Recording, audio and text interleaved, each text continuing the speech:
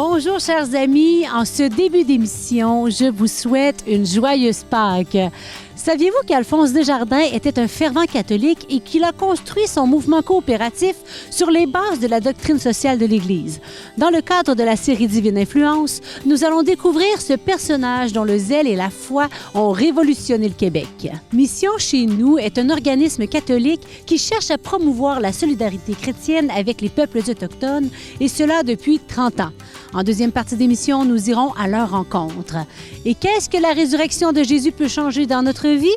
En ce temps de Pâques qui débute, nous allons réfléchir ensemble sur ce sujet. Bienvenue à Lumière du Monde.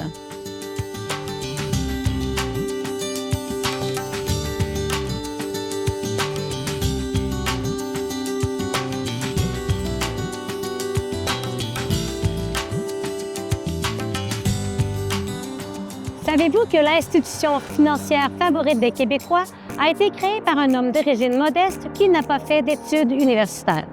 En plus d'être l'inventeur du premier mouvement coopératif de notre histoire, il fut un véritable prophète de l'émancipation sociale et économique des Québécois.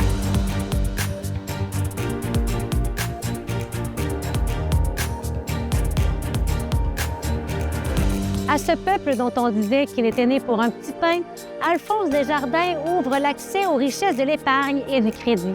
Ouvriers, agriculteurs, commerçants et gens du petit peuple se voient ainsi offrir un champ de promotion sociale encore jamais vu.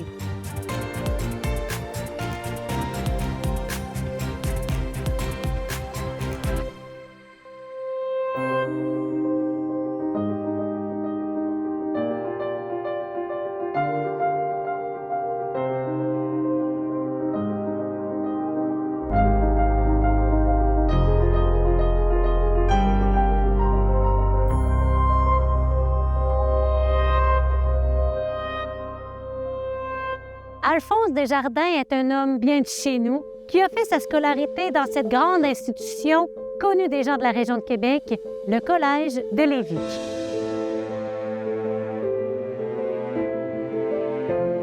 Il naît le 5 novembre 1854 à quelques pas d'ici. Son père, François Roy dit Desjardins, occupe des emplois modestes et intermittents, si bien que sa mère, Clarisse Méville dit Deschênes, travaille comme femme de ménage pour joindre les deux bouts. Malgré ce contexte difficile, Alphonse grandit dans un milieu marqué par la ferveur religieuse et un attachement aux valeurs familiales et patriotiques. Le début de la vie professionnelle de Desjardins, c'est pas glorieux. Il a fait l'armée, il a essayé d'être journaliste, il a travaillé, je crois, à l'Assemblée nationale. Il s'est pété la gueule une fois ou deux et puis il s'est retrouvé au chômage avec 5 enfants. Alors, Dorimène est née à Sorel, mais elle a fait ses études à Québec, dans un couvent de religieuses de qualité. Puis c'est là qu'elle va rencontrer Alphonse. Ils vont se marier à Sorel. Mais je pense que c'est une femme brillante, en fait. Une femme qui est dans le réel, qui a le sens du réel, alors qu'Alphonse est peut-être plus spéculatif. Elle va bien équilibrer, je pense, l'activité d'Alphonse. Alphonse Desjardins ne publiait jamais un article ou n'écrivait jamais une conférence sans avoir l'approbation de sa femme. C'est elle qui a porté les débuts des caisses parce que M. Desjardins était 6 mois par année à Ottawa. Il fallait que ça tourne. Donc, ça a été elle, le gérant de la première caisse populaire.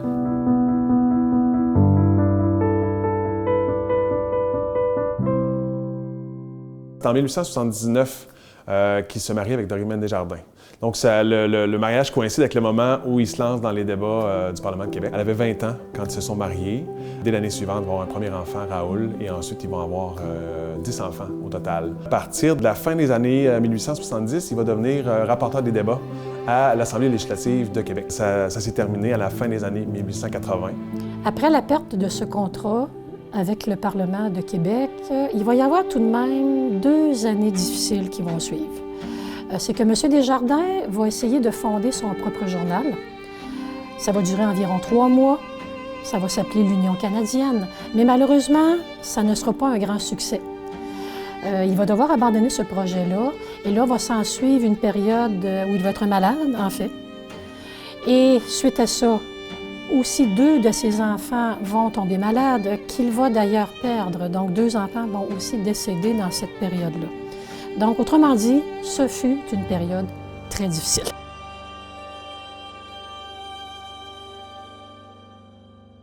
Et c'est en 1892 qu'il va devenir sténographe à la Chambre des communes à Ottawa. Donc, il a travaillé là pendant 25 ans. Et là, il faisait la navette entre Lévis et Ottawa. Donc, il allait à Ottawa le temps de la session parlementaire, sa famille restait à Lévis, et quand la session était terminée, il retournait à sa maison à Lévis. Son épouse, Madame Dorimène, va devoir vivre avec un mari qui est absent très souvent. Donc, elle a élevé ses enfants, on peut imaginer, quand même toute seule, hein, Madame Dorimène.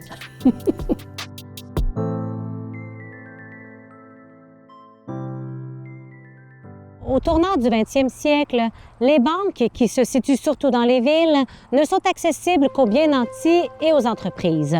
La plupart des Québécois qui vivent à la campagne n'ont pas accès à ce genre d'institutions et pratiquent l'économie du bas de laine. Et si les difficultés financières se présentent, ils sont à la merci des usuriers, ces petits prêteurs qui pratiquent à des taux d'intérêt exorbitants. C'est dans ce contexte que va se produire un événement qui marquera un tournant dans la vie de Desjardins. Alphonse Desjardins va assister à un débat au Parlement en 1897, en fait en avril 1897, où il entend un député de Montréal, un certain M. Michael Quinn, venir expliquer la situation d'un ouvrier qui avait emprunté 150 $ à un usurier. Mais malheureusement, ce pauvre homme n'a pu rembourser son prêt. L'usurier l'a poursuivi en justice et a obtenu gain de cause, si je peux dire, et ce pauvre homme a été obligé de rembourser à l'usurier 5 000 $ en intérêts.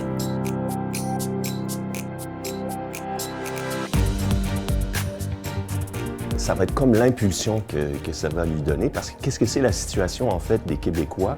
C'est l'économie de bas de laine, c'est-à-dire qu'on garde l'argent à la maison, ou bien on emprunte au magasin général, on emprunte chez le notaire, ou bien on tombe dans l'usure, c'est-à-dire des gens qui prêtent de l'argent à des taux usuriers, des taux, comment on dit usuriers, c'est-à-dire excessifs, et qui peuvent ruiner les gens.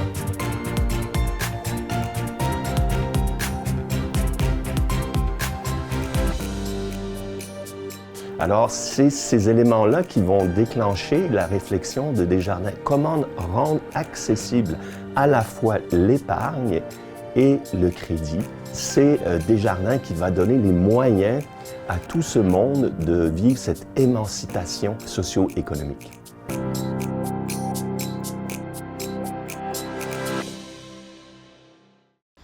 Alphonse Desjardins fait partie d'une génération de catholiques, prêtres et laïcs qui considèrent que l'avenir des Canadiens français passe par leur émancipation économique. Nous sommes à la maison des Desjardins, maison qu'Alphonse n'occupe que 6 mois par année. Le reste du temps, son emploi le retient à Ottawa, position qui lui donne providentiellement accès aux outils indispensables à l'élaboration de son projet.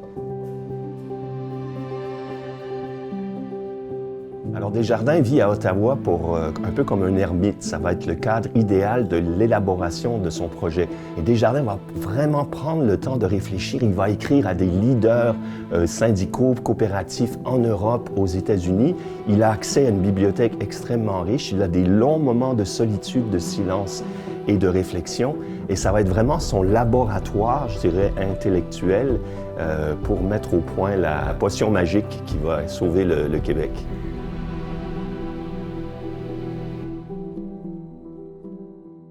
Il va arriver à un moment donné à trouver un livre qui s'appelait People's Banks, un petit livre écrit par un coopérateur britannique, un certain M. Henry Wolfe, qui parle des banques populaires européennes. Et c'est ainsi que M. Desjardins va être très inspiré par ce modèle. Alors, Alphonse Desjardins va mettre au point vraiment une formule très originale. Mais ce qui est original, c'est qu'il va prendre, au fond, le cadre humain et social de la paroisse. Et il va dire, écoutez, vous êtes une communauté, tout le monde se connaît, tout le monde est à peu près pauvre, mais si on se met ensemble, on va créer une richesse. Et la paroisse, c'est ce lieu où tout le monde se connaît, donc on a confiance qu'on peut mettre notre argent en commun et que ça va devenir un bien commun qui va enrichir tout le monde.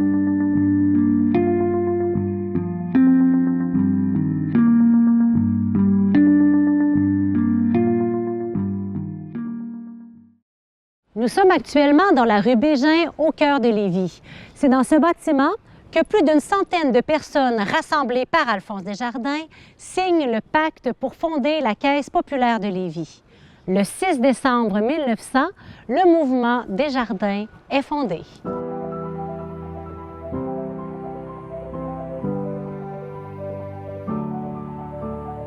La Caisse populaire de Lévis, la première caisse, elle a été fondée le 6 décembre 1900, mais les activités ont commencé le 23 janvier 1901. Et cette journée-là, 12 personnes vont faire des dépôts. Le premier montant déposé est un gros montant de 10 sous. Au bout de la première journée, M. Desjardins va avoir accumulé 26,40 $.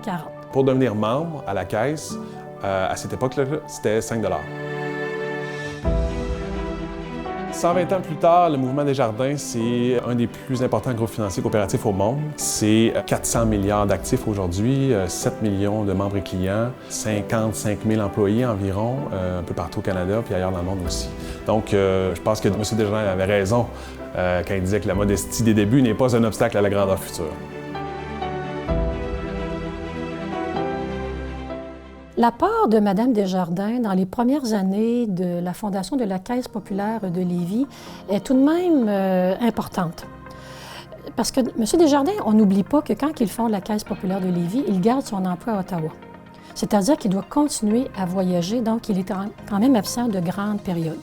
Ce qui fait que Mme Desjardins va être amenée assez rapidement aussi à s'occuper de la Caisse populaire. En fait, lui et son épouse, ils ont semé les graines, disons-le, de la coopération, de l'entraide entre les gens.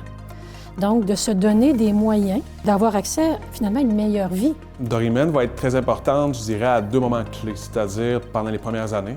Pendant les 6 premières années d'existence de la Caisse de Lévis, la Caisse est dans la maison. Et M. Desjardins est parti 6 mois par année. Et elle va être très importante aussi après le décès de son mari en 1920. Parce que là, elle va comme devenir la référence. On reconnaissait son expertise, puis on publicisait son opinion. Et on envoyait une lettre circulaire à toutes les caisses en disant « Écoutez, Mme Desjardins, c'est ça qu'elle pense de tel sujet. » Pour le travail que Dorimène avait fait dans les premières années de la Caisse, elle a reçu une indemnisation, une façon de dire merci. Elle avait reçu 50 $ à chacune des années qu'elle a travaillé. Donc, M. Desjardins, lui, a fait ça bénévolement. Je pense qu'il trouvait ça important de le faire bénévolement, entre autres, pour montrer aux gens qu'il ne faisait pas ça pour lui. Nous sommes devant l'église Notre-Dame de la Victoire à Lévis. C'est l'église que fréquentent assidûment Alphonse et Dorimène. Pour semer le bon grain du coopératisme, le fondateur des caisses populaires a besoin d'un terreau fertile. Le mouvement, en effet, pour se développer, a besoin d'un réseau de confiance et d'une communauté à échelle humaine. La paroisse canadienne-française de l'époque constitue par excellence cette réalité. D'ailleurs, le projet des Desjardins reçoit très rapidement l'appui enthousiaste d'une bonne partie du clergé, évêques et prêtres.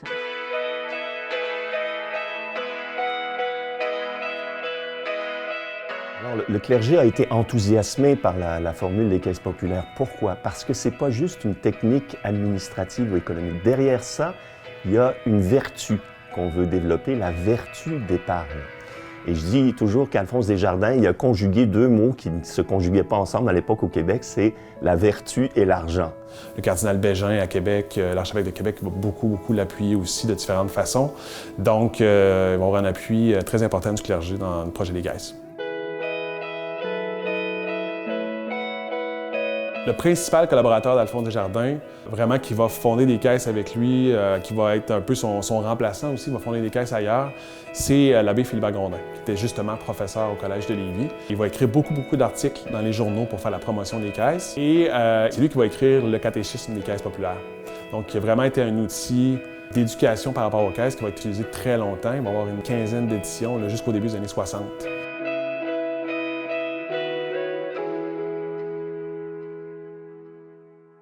On oublie qu'il y a des caisses qui ont fermé à l'époque de M. Desjardins. On oublie que quand il est décédé, c'était pas assuré que ça allait survivre par la suite.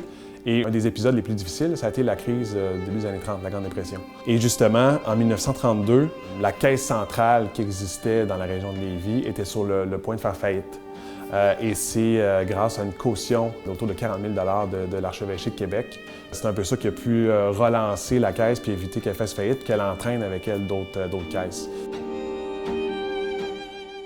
De 1907 à 1915, Alphonse Desjardins fonde à lui seul 130 caisses au Québec, 18 dans des paroisses francophones de l'Ontario et 9 dans des paroisses aussi francophones des États-Unis. Comme un apôtre, Desjardins sillonne le Québec de long en large, prêche la bonne nouvelle du coopératisme sur les places et fonde de nombreuses caisses.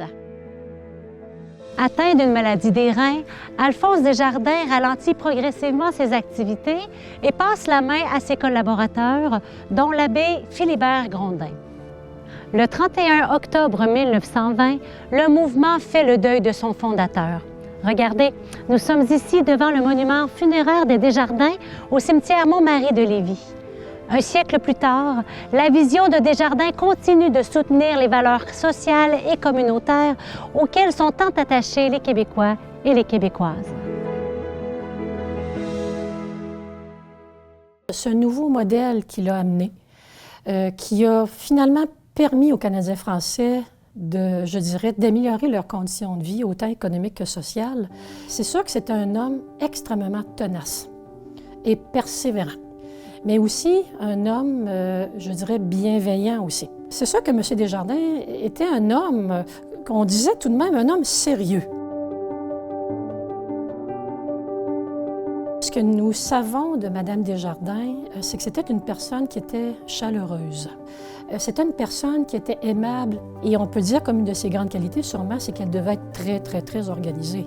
Parce que pour gérer, comme on disait, sa famille, s'occuper de la caisse, quand le mari était absent et tout ça, elle devait être sûrement extrêmement organisée, Mme Desjardins.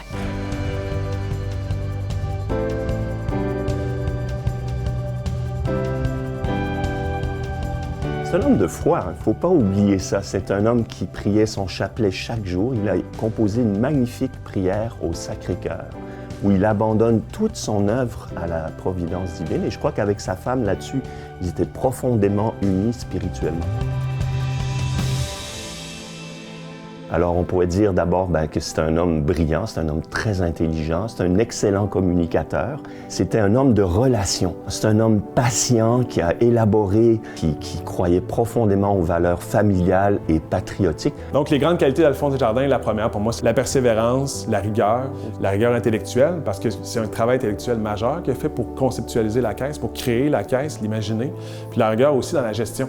Puis je pense aussi, j'ai envie de dire, la solidarité. Je disais que c'était quelqu'un d'impliqué dans son milieu, qui avait à cœur le développement de l'ensemble de la communauté, de ne pas laisser tomber les autres. Donc... Il voulait aussi continuer à aider les gens qui n'ont peut-être pas eu, à quelque part, la chance qu'il a eue. Il n'a pas juste donné des moyens financiers à des gens. Je pense qu'au fond, son intuition profonde, c'était de restaurer la dignité des Canadiens français ou des Québécois, comme on dirait aujourd'hui. C'est un penseur social.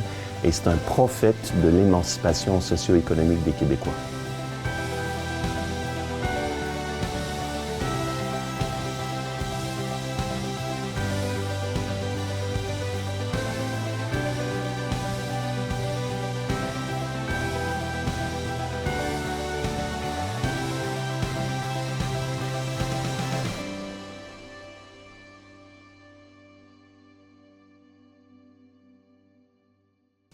Dans notre prochain reportage, nous plongeons au cœur de Mission chez nous, une initiative qui tisse des liens de solidarité avec les communautés autochtones du Québec. Fondée en 1993 par l'Assemblée des évêques catholiques du Québec, Mission chez nous s'engage à sensibiliser le public aux réalités autochtones, à briser les préjugés et à encourager un dialogue constructif.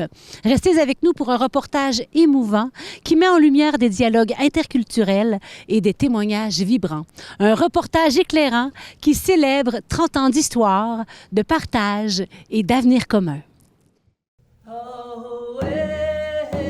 Ma façon de voir l'histoire du Québec a complètement changé. On fait ce travail-là à Mission chez nous de se mettre à l'écoute de leur version de l'histoire. Je suis dans un événement. Mission chez nous fête 30 ans. Mathieu, tu es le directeur de Mission chez nous. Effectivement. Mission chez nous, c'est quoi ça? Mission chez nous, en fait, ça a été, créé dans l'année pastorale 1993-1994. Mission chez nous a été créée par les évêques catholiques du Québec. Et ça a une double mission, je dirais. La première, soutenir vraiment la présence pastorale en milieu autochtone. Alors, soutenir, par exemple, la présence de prêtres religieux, religieuses laïques, qui sont présents en communauté autochtone pour soutenir l'animation des communautés chrétiennes en milieu autochtone. Donc, c'est vraiment le premier point. Deuxième volet de notre mission, c'est la sensibilisation des réseaux chrétiens, des réseaux d'églises, aux grandes questions qui touchent les premiers peuples. Dis-moi, aujourd'hui, on est au cœur d'un événement que vous organisez. Peux-tu nous dire brièvement qui est-ce qui est ici? Qu'est-ce qui se passe? Certainement. Mais en fait, c'est un événement qu'on a organisé pour les 30 ans de Mission chez nous. Un événement.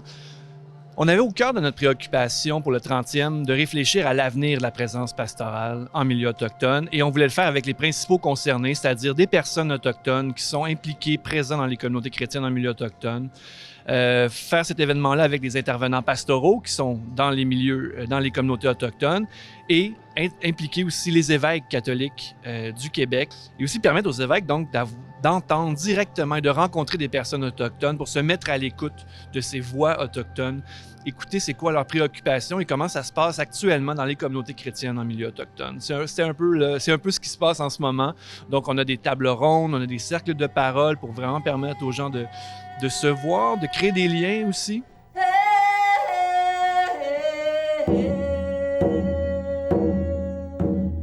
J'ai appris le plus que je pouvais pour vivre en forêt. Trapper, pêcher, chasser, dépecer les animaux, trouver des plantes médicinales. Je suis fière d'être catholique à cause de ma grande sœur Catherine de Caquita, qui est devenue catholique. C'est vraiment très touchant. Là. J'ai eu l'occasion d'entendre des témoignages. C'est vraiment intéressant comme événement. Toi, ça fait presque 4 ans là, que tu es à Mission déjà. Chez nous. Est-ce que tu peux me parler de l'évolution depuis 30 ans de cet organisme-là? En fait, je peux te parler surtout de ce qui se passe depuis 4 ans. On soutient 23 communautés chrétiennes en milieu autochtone sous la responsabilité de 9 diocèses. Donc, il y a une croissance de ce côté-là quant à l'appui octroyé par Mission chez nous, ces dernières années. Cette évolution-là aussi, elle se fait à travers les liens tissés avec les communautés elles-mêmes. On va de plus en plus sur le terrain. On crée de plus en plus de matériel adapté aussi pour les communautés chrétiennes qui puissent, entre autres, profiter de matériel liturgique pour créer des célébrations où on va intégrer des éléments culturels autochtones, réfléchir à des saintes comme Sainte Catherine ou Joseph Chiwatenois. Et l'autre élément, je dirais, une évolution dans les dernières années, c'est un plus grand soutien moral aux intervenants pastoraux sur le terrain. On a créé des cercles de parole, entre autres, en ligne, étant donné les distances. On réunit des gens qui vont de Pakwashipi à Timiskaming First Nation, en passant par Kuujjuaq. On réunit ces gens-là par Zoom à chaque 6 semaines environ pour qu'ils puissent échanger sur la réalité sur le terrain, leurs défis, leurs bons coups, leurs moins bons coups. Donc, créer vraiment une communauté.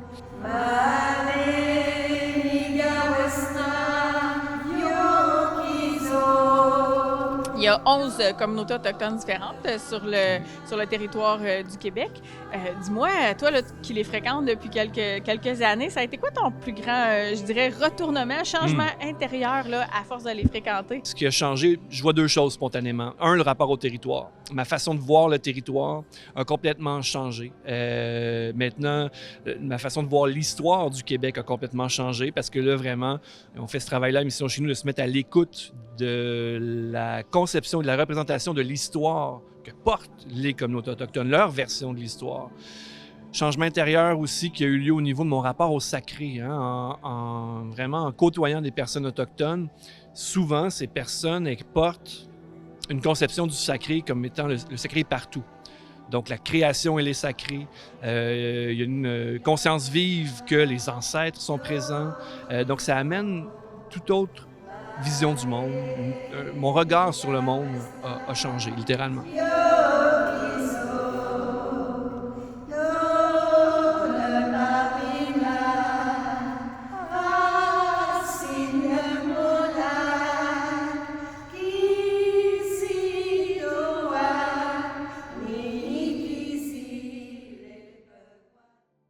Le printemps, enfin!